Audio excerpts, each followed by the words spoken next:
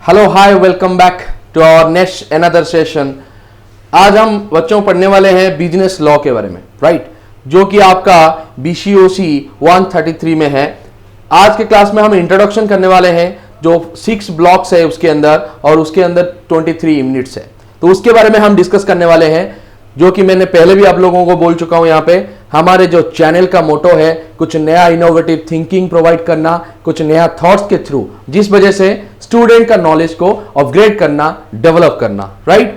तो ये जो लर्न टू डेवलप चैनल है, आज के क्लास में हम क्या पढ़ने वाले हैं हमारे सेशन के अंदर, ये जो आपका बिजनेस लॉ है। Clear that. तो चलते हैं हम अभी नेक्स्ट सब्जेक्ट मैटर के ऊपर।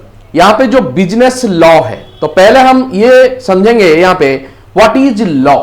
लॉ का मतलब क्या है, एक्चुअली में लॉ क्यों चाहिए, and why law is need. Clear that. Okay, now we will start what is law. यहां पे लिखा गया है सिंपल वर्ड में, law means a set of rules broadly speaking it may be defined as the rules of conduct recognized and enforced by the state to control and regulate people's behavior with a view to securing justice, peaceful living and social securities. Clear that? Okay. तो यहां पे simple meaning लिखा गया है बच्चों। यहां पे अगर हम दिखेंगे लॉ का definition as a set of rules, अगर हम किसी भी काम करते हैं, कोई भी टाइप ऑफ एक्टिविटीज करते हैं, उसके थ्रू हमको रूल्स को फॉलो करना पड़ता है।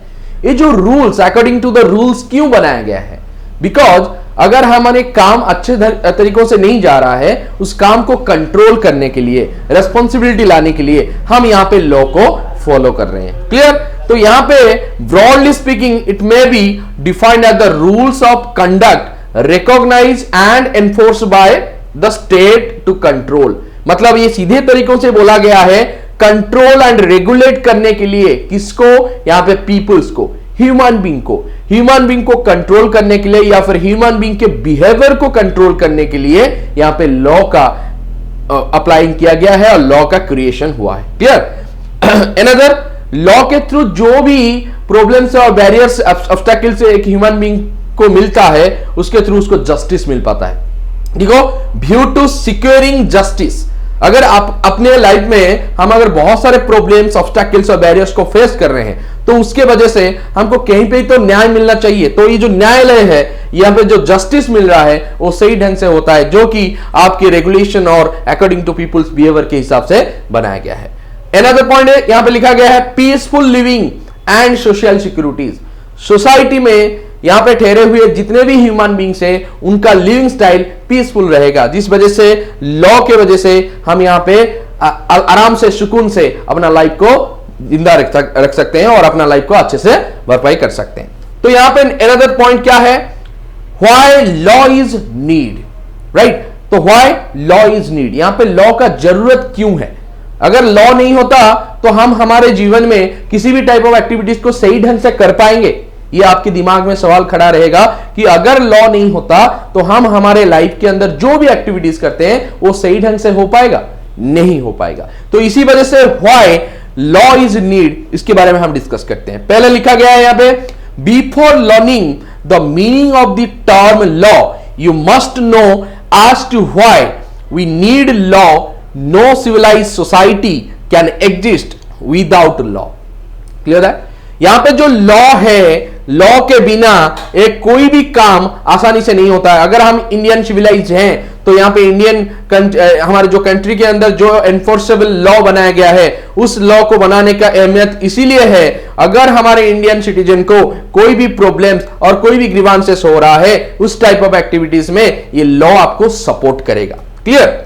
अनदर पॉइंट क्या लिखा गया है, it is required for the preservation of peace and orderness in every society.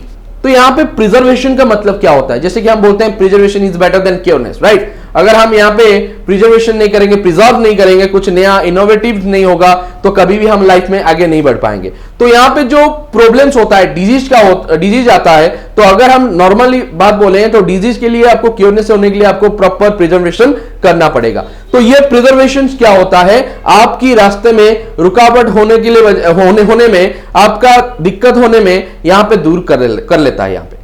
तो नेक्स्ट अनदर पॉइंट क्या लिखा गया है, it is imperative that we should know the law to which we are subject because ignorance of law is no excuse, right? तो example छोटा सा लिखा गया है जिसके वजह से लॉ के थ्रू आपको एक्सक्यूजेस नहीं मिलेगा, जो तब मिलेगा जब अगर आप कोई मिस्टेक कर रहे हो जानबूझ के, तो लॉ आपको पनिश करेगा। तो दिखते हैं हम एग्जाम्पल के through. If a person is caught traveling in a train without ticket, he can make an emotional appeal। मान लो एक इंसान ट्रैवलिंग कर रहा है ट्रेन के अंदर और वो ट्रेन टिकट नहीं खरीदा है, तो उस वजह से टीटी आके उसको बोल रहा है भाई आपके पास, भाई साहब आपके पास तो टिकट नहीं है। तो इस समय वो क्या करेगा, वो इमोशनली अपील करेगा कि सर मुझे माफ कर दो, मैं टिकट नहीं लाया हूं।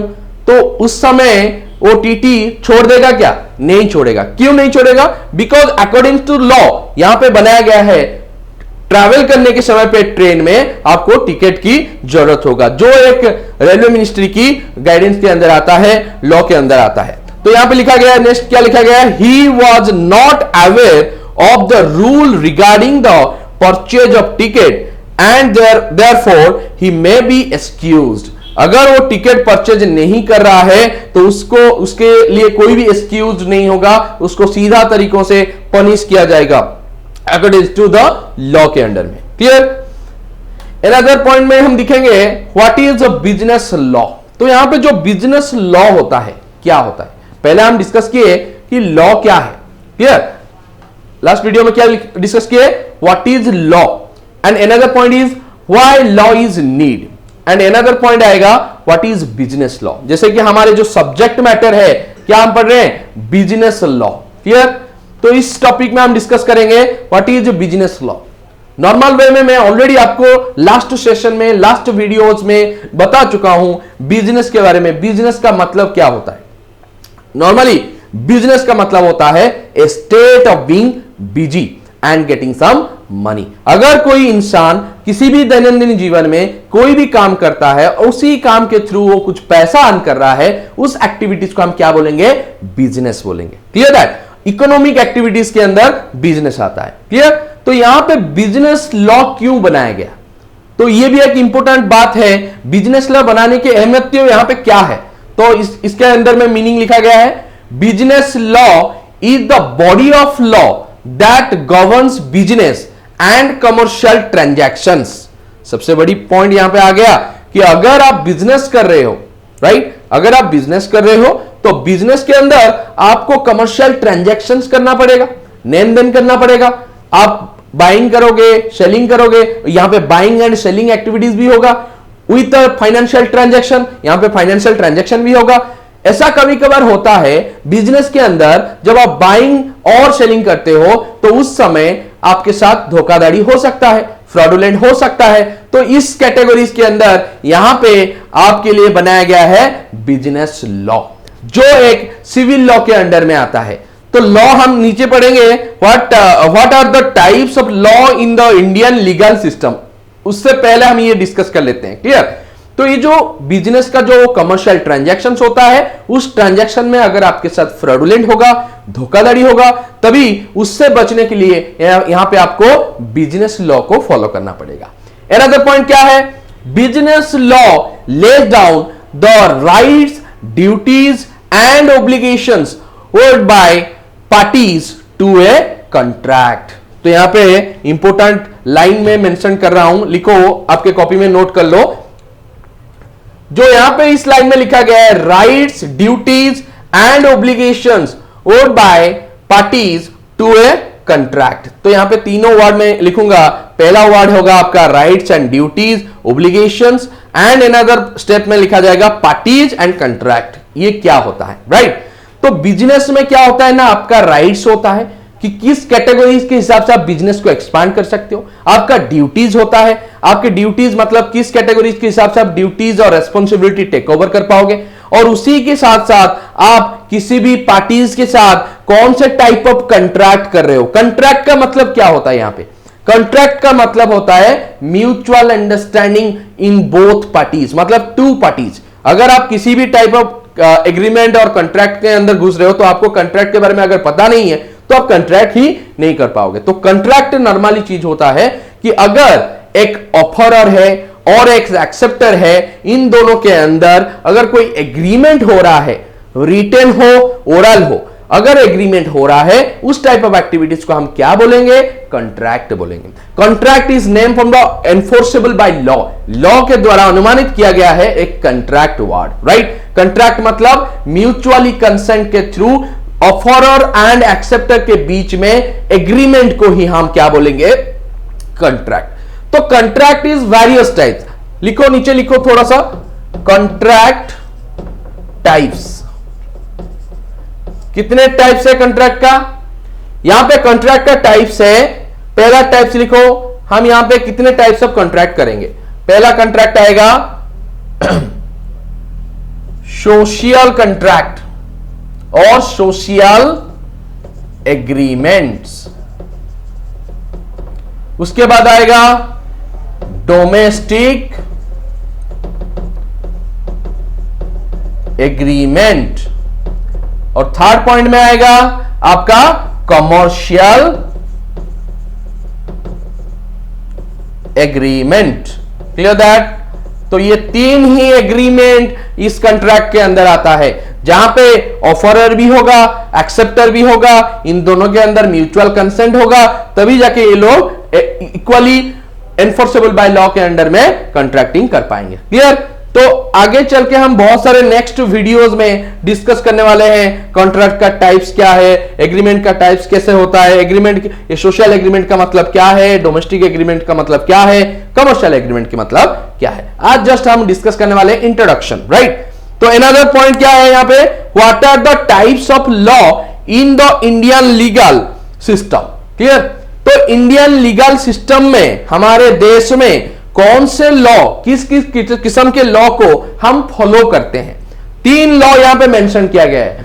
तो नॉर्मली वे में हम बोलेंगे पहला लॉ आता है आपका सिविल लॉ। जैसे कि सिविल लॉ यहां पे डिवाइड किया गया है दो पार्ट में। एक पार्ट होता है आपका बिजनेस लॉ, दूसरा होता है आपका कंपनी लॉ। हो गया? दिखाई दे रहा है? तो यहां पे जो business law and company law, ये दोनों ही क्या हो रहा है ना, सिविल लॉ के अंडर में आता है। Clear that? दिखाई दे रहा है सबको? तो सिविल लॉ एंड यहां पे डिराइव किया गया है business law and company law. Another point आ रहा है आपका क्रिमिनल लॉ, जो आप दिखेंगे बहुत बार क्रिमिनल ऑफेंसिंग केसेस होता है। क्रिमिनल लॉ जो कि पुलिस का काम है, कोई भी क्रिमिनल को पकड़ना और उसको धाराएं की तरह, बहुत सारे जो धारा निकलता है, 104 धारा, 302 धारा, ये धारा के अनुसार उनको शास्ति दिया जाएगा, उनको पनिश किया जाएगा। ठीक है? तो क्रिमिनल लॉ भी यहां पे होता है। क्रिमिनल ऑफेंसिंग को रुकने के लिए, क्रिमिनल ऑफेंसिंग को हटाने के लिए क्रिमिनल लॉ बनाया गया है। And another most important part is a cyber law, जो आज के डेट में, आज के जनरेशन में जो ज्यादा से ज्यादा क्राइम होता है साइबर लॉ के थ्रू। जैसे कि आप सुने होंगे बहुत बार, आपकी अकाउंट से किसी ने पैसा चुरा लिया है, तो ये किस किस किस किस्म का काम होता है? ये साइबर लॉ के थ्रू होता है। मतलब यहां पे जो साइबर हैकर्स होते हैं, ये किसी भी अकाउंट से पैसा उठा सकते हैं। तो ये जो साइबर हैकर के लिए ये साइबर लॉ को बनाया गया है। अगर कोई हैकर किसी भी वेब को, किसी भी चैनल को हैक करता है या फिर अकाउंट को हैक करता है, तो उस समय ये जो लॉ है, साइबर लॉ है, ये इसको पनिश करेगा। राइट? और ये तीन कैटेगरीज, हम इससे ज्यादा भी पढ़ेंगे, लेकिन हम बेसिक नीड्स और बेसिक इंडियन लीगल सिस्टम के अंदर पढ़ रहे हैं civil law, criminal law and also cyber law. Clear? Another point क्या है आपका, बिजनेस लॉ। देखो यहां पे नॉर्मल लिखा गया है। ओके, तो यहां पे बिजनेस लॉ डिफरेंट ब्लॉक्स, जो हम आज की क्लास में इंट्रोडक्शन करने वाले हैं, ब्लॉक्स। बिजनेस लॉ के अंदर कितने ब्लॉक्स है, यहां पे लिखा है, आपको दिख रहा होगा सर, यहां पे हम 6 ब्लॉक्स पढ़ेंगे। क्या ब्लॉक्स पढ़ेंगे? General law of contract 1, general law of contract 2, specific contract, partnership and sale of goods and negotiable instruments. ये जो 6 ब्लॉक्स है उसके अंदर बहुत सारे यूनिट्स है, जैसे कि हम यहां पे लिख चुके हैं ऑलरेडी, आप दिखे होंगे, यहां पे लिखा गया है 23 यूनिट्स, 6 ब्लॉक्स अवेलेबल है। और ये सारे यूनिट्स, सारे ब्लॉक्स आपको एक वीडियो के बाद मिलता जाएगा। और मैं जैसे कि बोल चुका हूं आप लोगों को, लाइक, शेयर एंड सब्सक्राइब करना मत भूलना। ये यहां पे जो लर्न टू डेवलप चैनल है उसके थ्रू आपको सारे नॉलेज मिल पाएगा और सारे अपग्रेडेशन आपको इसके थ्रू मिल पाएगा। तो हमारे जो टॉपिक है, पहला पॉइंट हम दिखेंगे यहां पे, जो जनरल लॉ ऑफ कॉन्ट्रैक्ट 1 और जनरल लॉ ऑफ कॉन्ट्रैक्ट 2, इसके अंदर क्या क्या यूनिट्स है, क्या क्या चैप्टर्स है, उसी हिसाब से हम पढ़ते जाएंगे। तो यहां पे अनदर पॉइंट लिखा गया है स्पेसिफिक कॉन्ट्रैक्ट। स्पेसिफिक कॉन्ट्रैक्ट का मोटो क्या है? एक पर्टिकुलर एरिया, पर्टिकुलर कॉन्ट्रैक्ट को हम बोलते हैं। जैसे कि मान लो मुझे अभी शादी करना है, एक शादी के समय में मुझे किसी के साथ कॉन्ट्रैक्टिंग करना है, या फिर पर्टिकुलर स्पेसिफिक कॉन्ट्रैक्ट आएगा अगर मुझे कोई भी टाइप ऑफ एक्टिविटीज, जैसे कि मैं कॉन्ट्रैक्टर हूं, मुझे एक ब्रिज बनाना है, तो वो एक स्पेसिफिक कॉन्ट्रैक्ट आएगा। अगर मैं एक बिजनेसमैन हूं, किसी अनदर बिजनेसमैन के साथ बिजनेस एक्सपांड करूंगा, तो वो भी एक स्पेसिफिक कॉन्ट्रैक्ट आएगा। तो स्पेसिफिक कॉन्ट्रैक्ट यहां पे मेंशन होगा स्पेसिफिक पार्टीज को लेके, उसी हिसाब से ही आपका बिजनेस एक्सपांड होगा। अगर इसके अंदर कोई भी प्रॉब्लम्स हो रहा है तो ये जो लॉ है इसको वो पनिश करेगा। अनदर पॉइंट क्या है आपका? पार्टनरशिप, जो आप ऑलरेडी जान चुके हो। पार्टनरशिप का डेफिनेशन क्या है? मतलब पार्टनर्स का मतलब होता है 1 और 2 मोर पर्सन्स, अगर 2 से ज्यादा मोर पर्सन्स अगर इन्वॉल्विंग रहेंगे किसी भी एक्टिविटीज में, उनको हम बोलेंगे क्या? पार्टनर्स बोलेंगे। तो यहां पे पार्टनरशिप एक एक्टिविटी है जो कि दोनों पर्सन के अंदर एक काम किया जा रहा है, उसी एक्टिविटीज को हम बोलेंगे partnership. Another point is sale of goods. Sale of goods act, यहां पे बच्चों लिख लो, कॉपी में लिख लो, sale of goods act is 1932। ये 1932 में sale of goods act create किया गया था। क्लियर? तो पहले हम डिस्कस करेंगे, इससे पहले सेल ऑफ गुड्स एक्ट पढ़ने से पहले हम डिस्कस करने वाले हैं इंडियन कॉन्ट्रैक्ट एक्ट। उसके बाद हम डिस्कस करेंगे पार्टनरशिप एक्ट, उसके बाद हम डिस्कस करेंगे sale of goods act. Right? तो ये जो सेल ऑफ गुड्स एक्ट है उसी के हिसाब से कैसे यहां पे एक्ट प्रिपेयर किया गया है, किस कैटेगरी के हिसाब से प्रिपेयर किया गया है, और उसके बारे में हम अगले नेक्स्ट वीडियोस में जान पाएंगे। अनदर पॉइंट क्या है आपका? Negotiable instruments. तो नेगोशिएबल इंस्ट्रूमेंट्स यहां पे क्या है? नेगोशिएबल इंस्ट्रूमेंट्स सर ये है कि अगर हम किसी भी टाइप ऑफ एक्टिविटीज कर रहे हैं, फाइनेंशियल ट्रांजैक्शन कर रहे हैं, instead of cash, right, instead of cash के बदले में हम क्या करेंगे? नेगोशिएबल इंस्ट्रूमेंट यूज करेंगे। Like as example, negotiable instrument derived from 3 parts. One is cheque, another one is promissory note, और another one is bills of exchange. तो ये 3 नेगोशिएबल इंस्ट्रूमेंट फॉलोइंग होता है, जिस वजह से इंस्टेड ऑफ कैश, अगर आपके पास में, अगर आपके जेब में कैश नहीं है, बिना कैश के भी आप ये ट्रांजैक्शन, फाइनेंशियल ट्रांजैक्शन कर सकते हो नेगोशिएबल इंस्ट्रूमेंट के थ्रू। जैसे कि हमारे पास चेक बुक होता है, अगर मेरे पास इनसफिशिएंट ऑफ कैश है, मेरे अकाउंट में पैसा पड़ा है, तो मैं क्या करूंगा? चेक बुक, नोटबुक लिख लूंगा, चेक बुक लिख लूंगा और बिल्स ऑफ एक्सचेंज भी बना दूंगा, जिस वजह से मेरा ये इंस्ट्रूमेंट भी काम करेगा और मैं फाइनेंशियल ट्रांजैक्शन इजीली कर पाऊंगा। तो इसके अंदर जितने भी जो भी नॉलेज है आपको एक बाय एक आपको क्या करना को मिलेगा? वीडियो दिखने को मिलेगा। तो ये नेक्स्ट वीडियोस में हम ब्लॉक वाइज और चैप्टर वाइज और यूनिट वाइज डिस्कशन करने वाले हैं। ठीक है? Okay, thank you. आज के लिए इतना। नेक्स्ट को हम ब्लॉक वाइज और चैप्टर वाइज कवर अप करेंगे। लेकिन यहां पे जो लिखा गया है आपको करना है, क्या करना है? Like, share and subscribe to the learn to develop channel. Right? Okay, thank you. Till then, bye bye.